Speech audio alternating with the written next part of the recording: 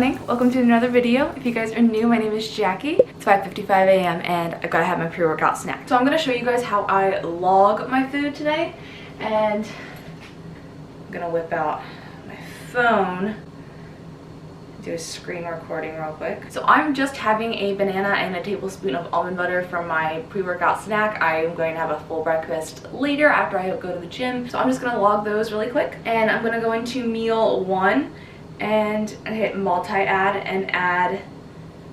I already have my banana and almond butter in here. But what's really nice with this is I could have just scanned the barcode if I had like a new almond butter or something. So MyFitnessPal is my food tracking app of choice. I'll talk a little bit about that later. I like the tracking aspect, but the goals are a little bit... I'll talk about it later. But I'm gonna eat these real quick and then head to the gym. It's breakfast time! Is it February and completely icy outside? Yes. Did I just go to the gym with shorts on? Yes. Am I having a smoothie for breakfast? Yes. It doesn't have to make sense. It just has to be yummy. So I'm about to make my smoothie for breakfast, and this is something I've been having every day. I usually tweak the smoothie just a little bit, but for today I'm gonna keep it exactly the same as I had yesterday. So I'm gonna show you guys how I track that. So let me start my screen recording again. All right, so I'm just going to go under meal 2 since this is my second meal, and then I'm gonna pop over to meals, and you can see yesterday's meal 2 is in here. It's not labeled as something. That is because it's just the ingredients from yesterday, but I know since I tracked yesterday that that's my smoothie. So I'm just going to select that, and you can see all of the ingredients in my smoothie. We've got a banana, almond milk, some berries, protein powder, greens, spinach, some ground flax, hemp hearts, and rolled oats. So I'm just gonna hit the check mark, and there's my breakfast.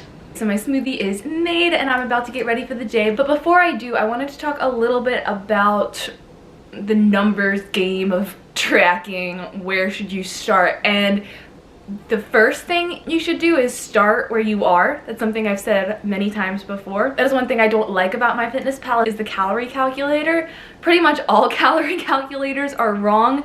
There is so much individuality that goes into how many calories you actually burn throughout the day and all of that. So the best place to start is figure out exactly what you're eating right now. Whether you're gaining weight, losing weight, or maintaining your weight, whatever you are eating right now, you know if that's your maintenance weight or if you're in a surplus or a deficit based on whether you're gaining weight or losing weight.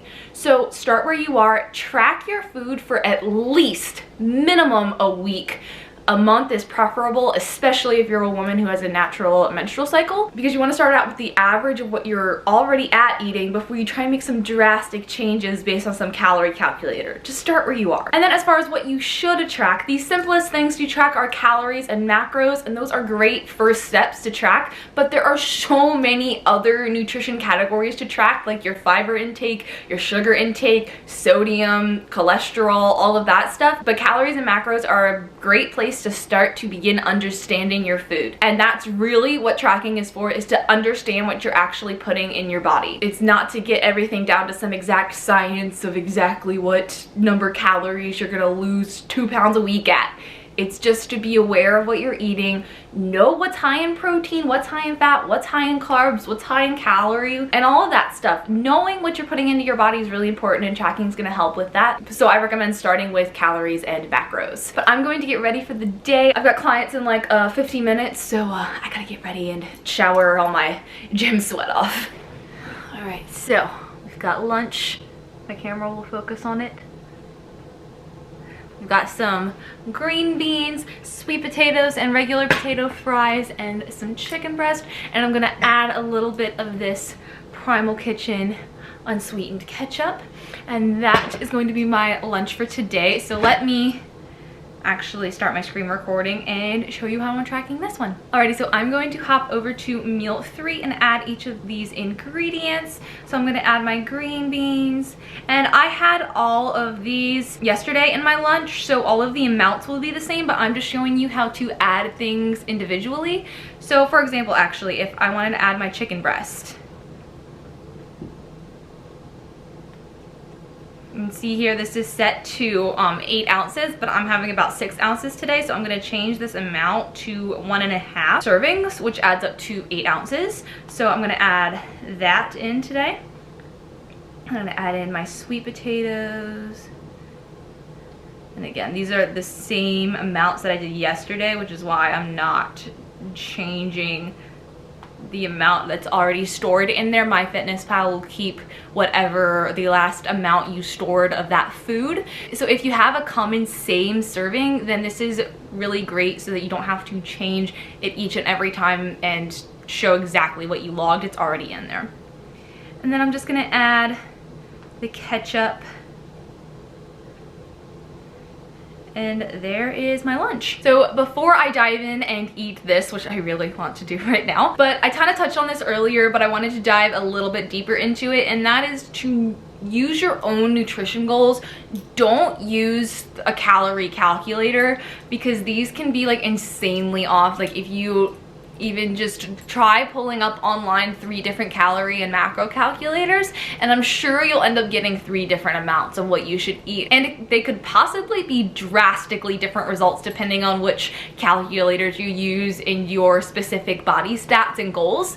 But use your own, and the way to use your own nutrition goals is to start where you are. And that's why I said earlier, track for 1 week, maybe even up to a month, because for example, you might plug everything into a calculator and it might tell you to eat 1,200 calories, which is the calorie recommendations for a toddler, first of all. But second of all, you're also eating 2,000 calories a day, but you're only gonna eat 1,200 calories just because some calorie calculator told you to, when it's not even close to what you've been eating at. That's what leads people to end up binging, because all of a sudden they're eating 800 calories less in a day, and it's, oh, I can go on and on about this. Use your own goals, and then so when it comes to your macros, again, look at your current macro distribution, and depending on the way you've been eating, that is the combination that keeps you at maintenance. If you want to grow muscle, you might need to up your protein, and same deal for wanting to lose fat and maintain your muscle mass.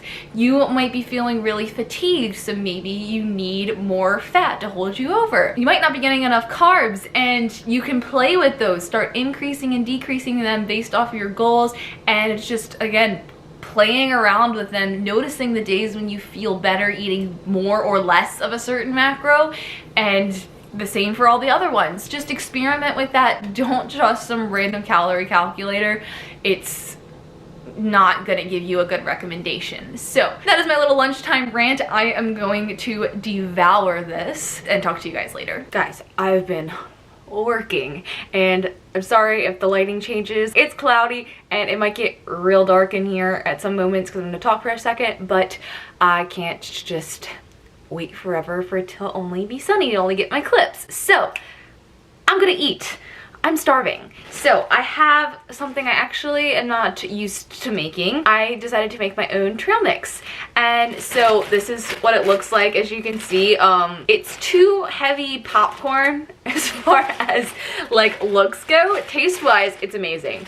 But I want to show you guys how I track this. So when I meal prep, I tend to put my meal preps in as recipes in MyFitnessPal, which makes it really easy to track. So let me show you. All right, so I'm going to head to meal 4 since this is my snack, and this is so easy, guys. You just have to go to recipes, and trail mix is the first one on there because I logged it yesterday, but if it wasn't the first one, all I'd have to do is search for it. This searches your own recipes, and then I'm just gonna hit the check mark, and boom, it is tracked for the day. So something I wanted to talk to you guys about is when you're tracking all of this, you do not need to worry about everything being exactly 100% perfect, because there's this amazing thing, and our bodies work on averages.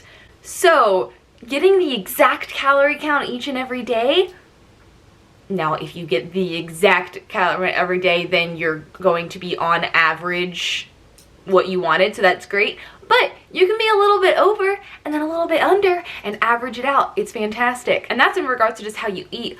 Also, calorie counting is not an exact science. The way you prepare your food changes the calorie level. Your current state of health, especially your gut health, is really going to affect how many calories you get out of it. Not to mention, if you combine things bind together and then just flow through your digestive system, and then you don't get the calories from that either. So if you're having chicken and you're worried about there's no grilled version of the chicken breast, there's only a sauteed version, it doesn't matter. It's not that big of a deal. So you guys can just chill out on that. You don't have to worry about it. It's something I've gotten questions on in previous videos actually, so I wanted to make sure that I address that. You're just aiming for a ballpark calorie intake. You're gonna drive yourself crazy if you try and make it a perfect science. So I hope this will kind of ease your mind with tracking and be a little bit more lax with it. Again, it does not have to be exact. Don't stress about it being exact, but it is a great tool for learning what's in your food. But I am hungry, so I am going to eat this trail mix and talk to you guys later. Alrighty guys, so it is dinner time. I've got some chicken tacos here with a little bit of extra chicken on the side because it didn't fit in my tacos, but I already prepped this in MyFitnessPal, but I wanted to show you guys how to actually see your nutrition overview for the day, because it's one thing to just look at like your calories and macros and kind of see each individual meal, but I want to show you guys how to see the full version of that. So if you scroll all the way to the bottom of your food diary, then you can hit the nutrition button, and mine's automatically at the macros because that's the last thing I looked at, I'm assuming. But you can see here my entire macro distribution, 48% carbs, 24% fat, 28% protein, the grams that go along accordingly with that. And I have MyFitnessPal Premium, so you can see the foods highest in carbs, fats, and protein, but you can also go over to the nutrients, and then there you can see the grams for your macros. But then you can also look at things like your fiber intake, your sugar intake, the distribution of your fats, cholesterol, sodium, various vitamins, all kinds of stuff that are great things to track. Now, trying to manage every single one of these metrics and get them perfect on a daily basis, please don't do that. Rewind back to my averages rant earlier, and the same exact thing applies. It doesn't just apply to calories and macros. But then you can also go over to this calories tab, and you can kind of see the distribution of calories within your meals, and then also the foods that you ate that had the highest calories. But other than that, I'm done at least tracking my food for the day. I still need to eat this, and it's getting cold the more I talk, so I'm going to eat that very quickly. But if you guys have any further questions about how to track your food, what you should be tracking, just literally anything in regards to tracking, drop them down in the comments below, and I'd be happy to answer any questions. And if you guys enjoyed, please be sure to give this video a thumbs up and subscribe and tick the notification bell so you don't miss any new content from me. I upload new videos every Monday and Thursday at 11 a.m. Eastern Standard Time, and I hope to see you in the next video. Bye guys.